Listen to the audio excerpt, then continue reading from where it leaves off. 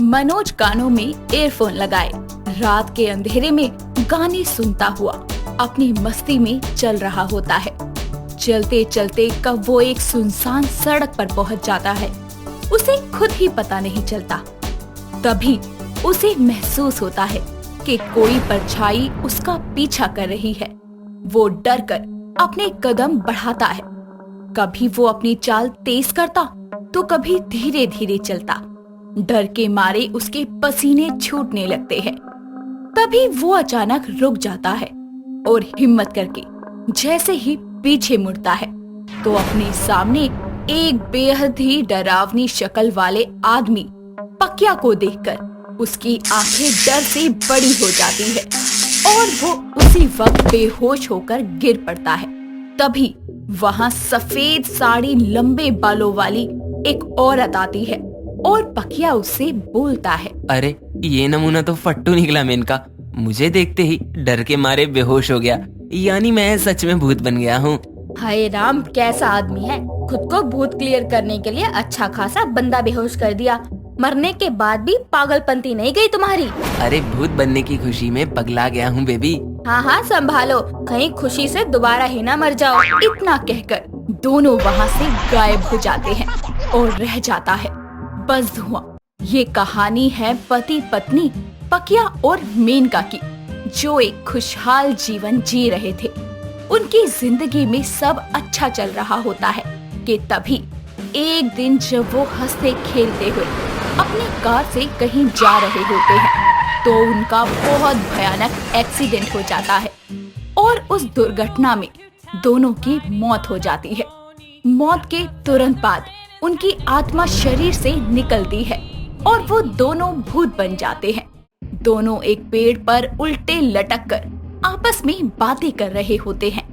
तभी पकिया बोलता है, ओ मेरी भूतनी, क्या इंसानों की तरह सोच में डूबी हो? ज्यादा दिमाग मत चलाओ वरना खोपड़ी दर्द करने लगेगी। मुझे समझ नहीं आ रहा, मैं भूत बनी ठीक है, पर तुम्हारी कौन सी अधूरी इच्छा है जो तुम भी मेरे साथ भटक रहे हो? वो वैसे मेरी अधूरी इच्छा जानकर तुम्हें बड़ा दुख होगा। ऐसी भी क्या इच्छा? बताऊंगा नहीं भूतनी, दिखाऊंगा, चलो। इतना कहकर दोनों एक बार फिर वहाँ से गायब हो जाते हैं और सीधा मेनका के मायके में पहुँच जाते हैं, जहाँ पकिया भूत का साला गुल्लू हॉल में बैठा फोन पर बात कर रहा होता है।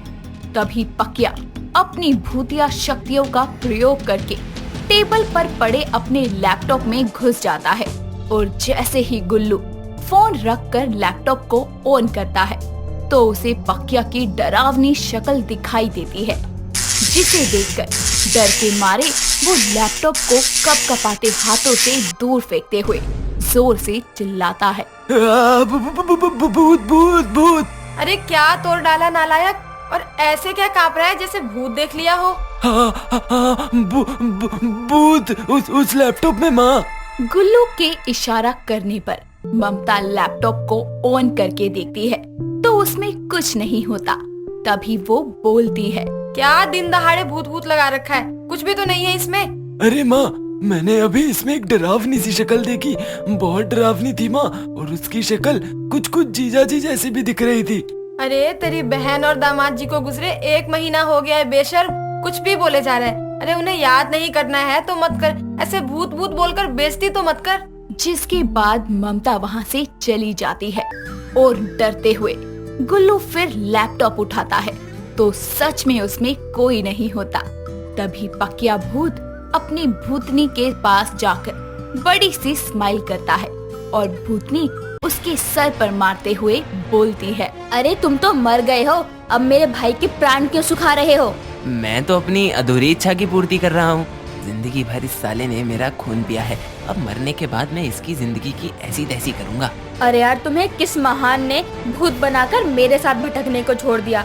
ऐसी बकवास सी इच्छा कौन रखता है?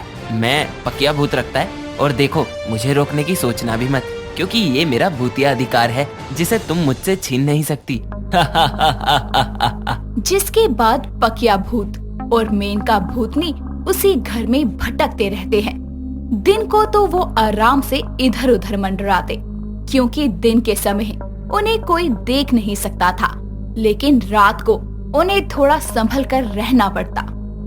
एक रात को दोनों स्टोर रूम में हवा में घूम रहे होते हैं। तभी मेनका बोलती है, अरे मैं तो भूल ही गई, हफ्ते में एक बार अपनी गतिविधियों का ब्यौरा देने ऊपर भी तो जाना है मुझे। बताओ, भूतनी बनने के बाद भी तुम्हारी भूलने की आदत नहीं गई। चलो जल्दी पहुँचो ऊपर। ये इधर उधर भटकने में इतना आलसी हो गई हूँ कि याद ही नहीं रहा मुझे। मैं आती हूँ। हाँ सही है, इसी बहाने अपने साले का बैंड बजाऊंगा। तभी भूतनी मेनका वहाँ से छूमंतर हो जाती है और पकिया भूत अपने साले के कमरे में पहुँच जाता है, जहाँ वो फोन पर किसी से बातें कर रहा होता है और कहता है, हाँ बाबा, खा लिए मैंने, तुम्हारी कसम, अब तुमसे झूठ बोलूंगा क्या? ओहो, साले साहब की फोन पर रोमांटिक बतिया चल रही है। चलो इनकी बातों को थोड़ा भूतिया टच देते हैं। इतना बोलकर पकिया भूत अपने साले गुल्लू के शरीर में घुस जाता है। तभी गुल्लू की आंखें एकदम लाल हो जाती है और वो भारी सी आवाज में फोन पर बोलता है, अरे ओ चुड़ैल, दिन में तो जान खाती ही रहती है, रात को तो चैन से बिस्तर पर मर लिया कर। गुल्लू गुल्लू, ये तुम्हारी आवाज को क्या हो गया? ऐसी डरावनी आवाज में क्यों बातें कर रहे हो? गुल्लू गुल्लू नहीं, लल्लू बोल, जिसकी तुझ जैसी चुड़ैल प्रेमिका है जो दिन में 36 बार अपनी बुंडी शक्ल को शीशे में तारती रहती है। हे भगवान, ये तुम कैसी बातें कर रहे हो? तुम्हारी आवाज से दिल में डर सा बैठ गया है। दिल में क्या, किडनी, लीवर, तेरा पूरा शरीर डर से कांपेगा। जिसके बाद पकिया भूत गुल्लू के शरीर से निकल जाता है और गुल्लू की आंखें फिर से नॉर्मल हो जाती है। तभी वो अपना सर पकड़कर बोलता है, अभी अभी क्या हुआ था मेरे साथ? गुल्लू, मुझे पता था तुम मुझे डराकर मेरे साथ मजाक कर रहे हो, पर मजाक में तुमने मुझे चुड़ैल बोला। अब जब तक 10 पेज का सॉरी लेटर हाथ में नहीं थमाओगे ना, तब तक बात मत करना मुझसे। अरे बेबी सुनो तो। तभी कॉल कट हो जाता है और पकिया अपनी डरावनी शक्ल लिए गुल्लू के सामने आकर बोलता है, क्या हाल है साले साहब? जी जी जी जी जी जीजा जी, आप तो नहीं रहे ना? दुनिया के लिए साले साहब, आपके लिए तो मैं हमेशा से यही था। जीजा जी भूत हो गए।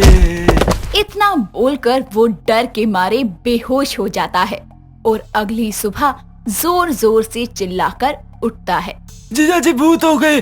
क्या हुआ? कोई डरावना सपना देखा क्या? डरावना सपना? हाँ, ये डरावना सपना ही होगा। मैंने जीजा जी को इतना तंग किया है कि अब वो मुझे सपने में आकर डरा रहे हैं। हाँ, वही देखा होगा। वो उन बातों को एक डरावना सपना समझ बैठा था। समय बीतता है और गुल्लू की शादी उसकी पसंद की लड़की मीरा से हो जाती है। हॉल में रस्में चल रही होती है तो गुल्लू के कमरे में भूत भूतनी भटक रहे होते हैं। तभी भूतनी मेनका एकदम से शीशे के सामने आ जाती है और अपनी ही डरावनी शक्ल को देखकर बोलती है, हाय मोरी मैया, ये क्या देख लियो? अपनी ही सूरत से डर लग रहा है अब तो। अरे अभी तो देखने लायक है, जिंदा में तो तुम ज्यादा डरावनी दिखती थी। ज्यादा बकवास न करो और चलो यहाँ से। आज तुम्हारे साले की सुहाग रात है, कमरे में भूतियत मत फैलाओ। हाँ हाँ चलो ना, मैं आता हूँ। जिसके कुछ देर बाद गुल्लू और मीरा कमरे में आते हैं और गुल्लू एक बड़ा सा गिफ्ट का बॉक्स बेड पर रखकर बोलता है, देखो बेबी, अपनी सुहाग रात पर मैं तुम्हारे लिए गिफ्ट लाया हूँ। तभी मीरा खुशी से उस बॉक्स पर लगे रिबन को खींचती है।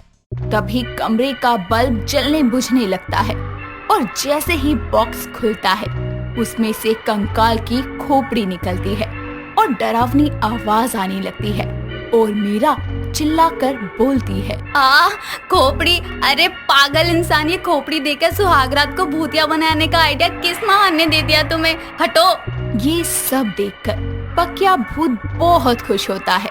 तभी भूतनी मेनका वहाँ आकर बोलती है, अरे बस करो, अब भटकने का समय खत्म हुआ। जल्दी ऊपर चलो वरना यमराज लेने आए ना तो अगले जन्म में तुम्हें कुत्ता और मुझे बिल्ली बनाकर भेजेंगे। हाँ हाँ चलो, मेरी अधूरी इच्छा तो पूरी हो गई। अब पकिया भूत के साले को उसके हाल पर जीने देते हैं। जिसके बाद दोनों भूत भूतनी ऊपर की ओर प्रस्थान करते हैं। सूरजपुर गांव में 2 बहनें रहा करती थी। बड़ी बहन आकृति और छोटी बहन सुहाना थी। दोनों आपस में मिलजुल कर रहा करती थी। ऐसे ही एक सुबह दोनों बहनें एक साथ सैर पर जाती हैं। तभी छोटी बहन सुहाना बोलती है, अरे दीदी, सूरज कितना अच्छा निकला है ना, पूरा गोल गोल। बोल तो ऐसे रही है जैसे गोल गोल सूरज तो कभी देखा ही नहीं है तूने। ज्यादा ना तेज मत बन, समझ में आया? सूरज के साथ साथ ना मैंने चांद भी देखा है गोल गोल। ओ सच में? और नहीं तो क्या, अपनी तरह समझा है क्या तूने मुझे? अपनी तरह? अरे मेरी तरह तो कभी बन भी नहीं पाएगी, समझी? जाना। इतना बोलकर दोनों अपने घर की तरफ निकल जाते हैं। घर का और बाहर का सारा काम सुहाना ही किया करती, जैसे भैंस का दूध निकालना, गोबर उठाना, उपले बनाना। तो वहीं बड़ी बहन आकृति बस सारा दिन आराम किया करती। ऐसे ही एक दिन आकृति अपनी बहन से बोलती है, सुहाना, मैं क्या सोच रही थी कि तू सारा दिन आराम करती रहती है, तो क्यों ना हम दोनों आपस में बंटवारा कर लें? अरे दीदी, आप कैसी बातें कर रही हैं? माँ पापा के जाने के बाद मेरा आपके अलावा और है ही कौन? आप ऐसे बंटवारे की बातें मत करो, हम एक ही माँ के तो बच्चे हैं। हाँ, इसी का तो तू फायदा उठाती है। मैं फायदा उठाती हूँ? दीदी, आप कैसी बातें कर रही हैं? आपको पता भी है मुझे ये बंटवारा शब्द सुनते ही कितना दुख हो रहा है। देख, प्यार से समझा रही हूँ तो समझ जा, वरना मेरे पास और भी तरीके हैं। क्या कर लोगी आप? मैं सुबह पंचायत के सामने ये बात रखूंगी कि मुझे अब बंटवारा चाहिए। देखो दीदी, मैं अभी भी कह रही हूँ कि मैं ऐसा कुछ नहीं करना चाहती। आप एक बार फिर से सोच लो, समझ लो। ठीक है, जो सोचना और समझना है मैंने समझ लिया। नहीं दीदी, मैं नहीं चाहती कि बंटवारा हो। ठीक है, अब तू रह मेरे साथ फिर। सुहाना किसी तरह से आकृति को समझा लेती है। ऐसे ही समय बीतता जाता है और ऐसे ही एक दिन सुहाना खाना बनाकर घर के और काम करने लगती है। तभी आकृति वहां आती है और खाना खाकर बाकी बचा हुआ खाना फेंक आती है। और जब सुहाना काम करने के बाद खाना खाने जाती है तो देखती है कि खाना तो खत्म हो गया है, मगर घर का बंटवारा ना हो, इसीलिए सुहाना चुप हो जाती है और कुछ नहीं बोलती। जिसके बाद एक दिन सुहाना बाल्टी में भैंस का दूध निकालती है। तभी आकृति देखती है और दूध की बाल्टी को लात मारती है, जिसके बाद सारा दूध गिर जाता है। ये देखकर सुहाना को बहुत गुस्सा आता है और वो अपनी बहन से बोलती है, दीदी बस बहुत हो गया आपका। अरे मैं कुछ बोल नहीं रही हूँ, इसका मतलब ये नहीं है कि मैं गूंगी हूँ। हाँ तो क्या कर लेगी? मेरे साथ रहने के लिए तू ही उतावली हो रही थी ना, और अगर ऐसे रह सकती है तो रह, वरना तेरी मर्जी। ठीक है, मुझे भी नहीं रहना अब आपके साथ। तो ठीक है, कल हम दोनों बहन मिलकर खुद ही बंटवारा कर लेंगे। ठीक है, जैसा तुझे ठीक लगे। अगले दिन दोनों बहनें घर का बंटवारा करने लगती है।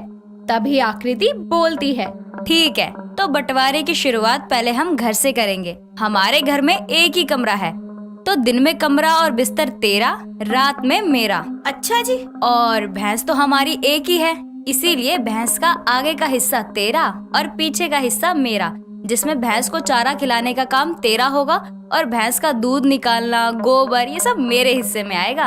हाँ, आगे बोल। और घर में राशन लाने का काम तेरा और बनाने का काम तेरा। मैं बस झाड़ू लगाऊंगी। ठीक है। तो अब बता, कोई दिक्कत है क्या तुझे इस बंटवारे से? नहीं दीदी, जैसा आपको ठीक लगे। सुहाना चुपचाप आकृति की बात को मान लेती है और बंटवारे के अनुसार सुहाना दिन में कमरे और बिस्तर का इस्तेमाल करती और रात को उसे ठंड में बाहर रुकना पड़ता। ऐसे ही सुहाना भैंस को चारा दिया करती और आकृति दूध निकाला करती। समय बीतता है और एक दिन सुहाना के घर पर अम्मा आती है और अम्मा आकर बोलती है, सुहाना बेटा, मुझे तुझसे कुछ बात करनी है। हाँ अम्मा, बोलिए। अरे बेटा, मैं तेरे घर के सामने ही रहती हूँ। मैं देख रही हूँ कि तुम दोनों बहनों ने बंटवारा कर लिया है। आकृति ने तुम्हारी अच्छाई का बहुत गलत फायदा उठाया है।